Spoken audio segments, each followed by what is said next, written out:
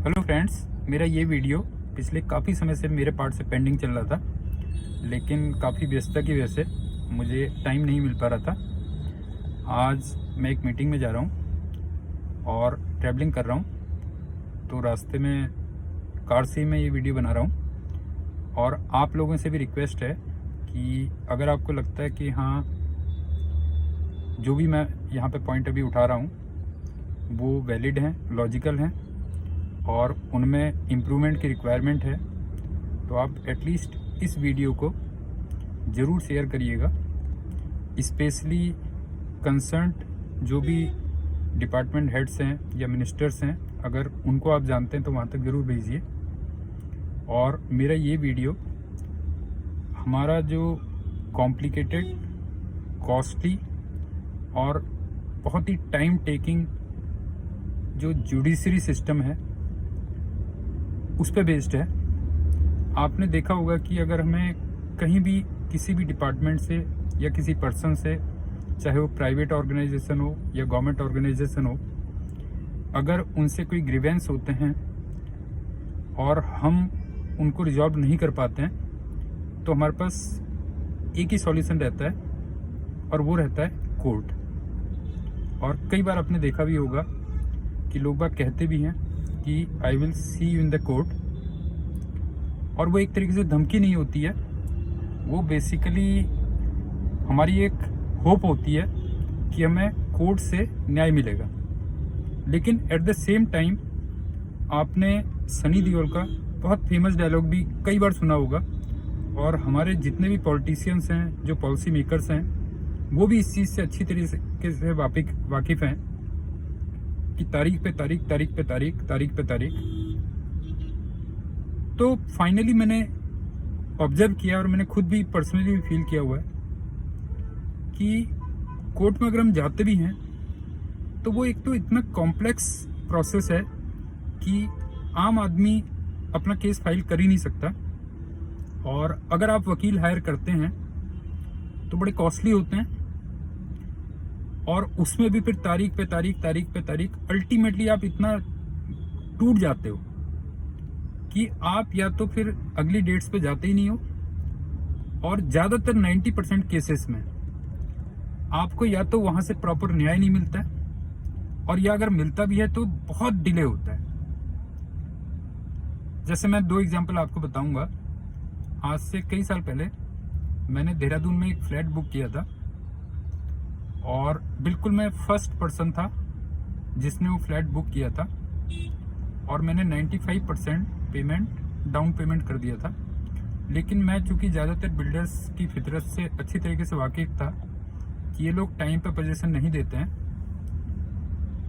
तो मैंने जिसमें बुकिंग अमाउंट दे रहा था उसमें बिल्डर से पूछा कि आप ये बताओ कि आप अपनी तरफ से जितना मैक्सिमम टाइम ले सकते हो, आप उतना मैक्सिमम टाइम मेरे को बताओ कि आप कितने टाइम पे मेरे को पोजीशन दे देंगे।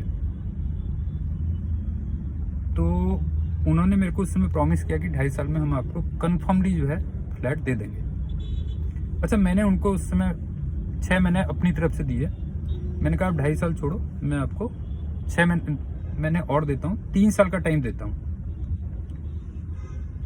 तो वो एग्री हो गए, और सिंस उस समय उनको पैसे की आवश्यकता थी, तो वो एग्रीमेंट मैंने अपने खुद से बनाया था, और उस एग्रीमेंट में मैंने पूरे क्लॉज लिखे थे।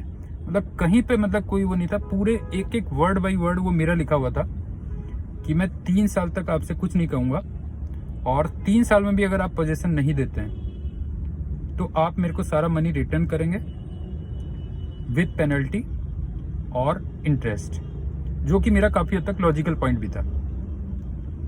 तो एनीवे खैर, उन्होंने एग्रीमेंट को साइन कर दिया, क्योंकि जैसे मैंने आपसे पहले कहा उनको पैसे की आवश्यकता थी।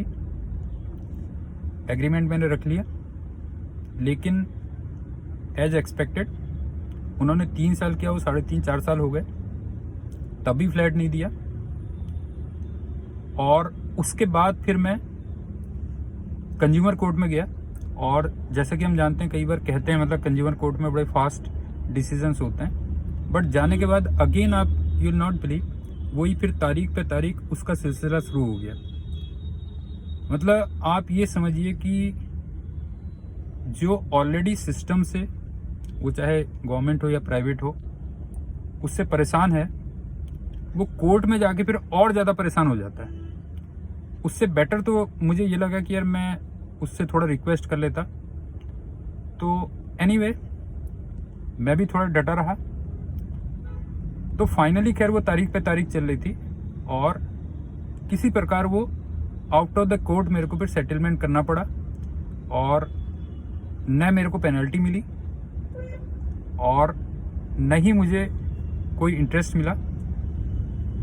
बड़ी मुश्किल से मेरा वो फ्लैट से जो ओरिजिनल मनी था वो निकल पाया। फ्लैट का पोजीशन मेरे को मिला आधी अधूरी स्थिति में।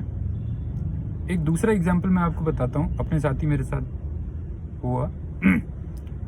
मैंने एक हेल्थ इंश्योरेंस पॉलिसी ली थी और उसमें जितना बेस्ट वो हो सकता है उतना मैंने उनको प्रीमियम पे किया था। और पॉलिसी लेने के बाद मेरी वाइफ के एक बार पेट में दर्द हुआ और वो दर्द सही नहीं हुआ और अल्टीमेटली क्या हुआ कि उनको हॉस्पिटलाइज करना पड़ा। अच्छा, जब मैंने पॉलिसी ली थी तो उस समय मैंने पॉलिसी में साफ साफ मेंशन किया हुआ था कि मेरी वाइफ को पैराथायराइड है और उनका एक ऑपरेशन भी हुआ है। अच्छा, जब आपके नेचुरल से आता है कि पेट में दर्द होगा तो उस समय कोई भी डॉक्टर अल्ट्रासाउंड तो करवाएगा ही करवाएगा। अच्छा, जब अल्ट्रासाउंड करवाएगा तो पेट में 50 टाइप की आपको फाइंडिंग्स मिलेंगी। तो उसमें वाइफ के खैर एक सिस्ट भी दिखाई दी, पेट में सिस्ट दिखाई दी, जिसका उस प्रॉब्लम से कोई लेना देना नहीं था। अच्छा, वो फिर जो हेल्थ इंश्योरेंस वाले थे उन्होंने सबसे पहले ऑब्जेक्शन लगाया कि आपके जो है ये सिस्ट है और ये पुरानी है। तो मैंने खैर एनीवे उनका रिप्लाई किया। मैंने कहा सिस्ट का सबसे, और डॉक्टर ने भी लिख के दिया कि सिस्ट का प्रेजेंट प्रॉब्लम से कोई वो नहीं है। और दूसरी बात ये है कि भाई आप ये बताइए कि अगर मैं हेल्थ इंश्योरेंस पॉलिसी ले रहा हूँ तो अब मैं पूरा अल्ट्रासाउंड करके अंदर ये मतलब ये तो बताऊंगा नहीं कि यहाँ पे सिस्ट है, मतलब मैं अल्ट्रासाउंड करूंगा और उनको बताऊंगा। मेरे को क्या मालूम कि पहले से सिस्ट एग्जिस्ट कर रही है। अगर आपको इतना वो है तो आप पूरा अल्ट्रासाउंड करवा के आप पहले उसमें लिख लीजिए कि कौन सी प्रॉब्लम्स है। और सबसे बड़ी बात ये थी कि सिस्ट का उससे कोई मतलब ही नहीं था, मतलब वो जस्ट एक डायरिया था और डायरिया की वजह से वो एडमिट हुई थी।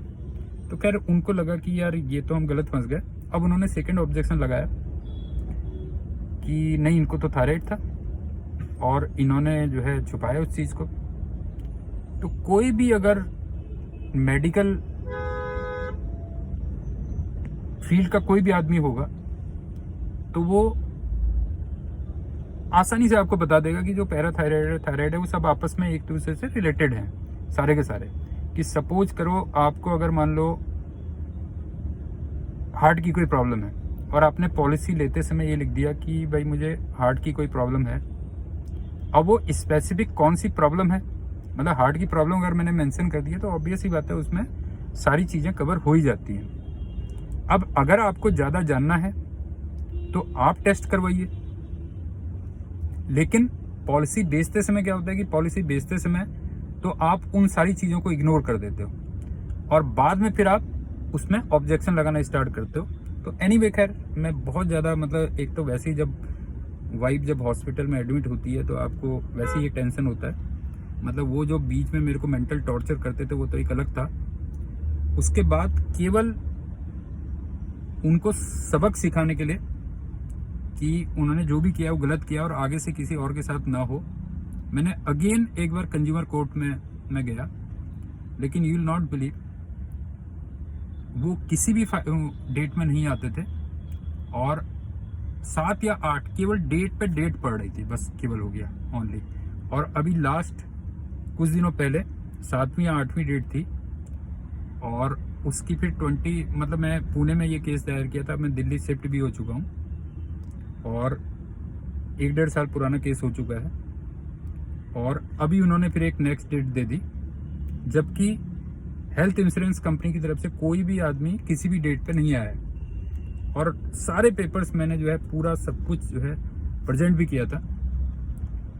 तो फाइनली खैर मैं जब पुणे से आया था तो मैं अपने एक दोस्त को अथॉरिटी लेटर दे के आया था कि आप चलो डेट्स पे चले जाइएगा, लेकिन लास्ट में मैंने अब उनको बोला, मैंने कहा आप छोड़ दीजिए, अब आप अगली डेट में मत जाइएगा। और अगर मैं वहाँ पे डेट में प्रेजेंट होता तो मैं जज साहब से ज़रूर कहता, ये चीज़ ज़रूर कहता कि मैं अब इस केस को ड्रॉप कर रहा हूँ।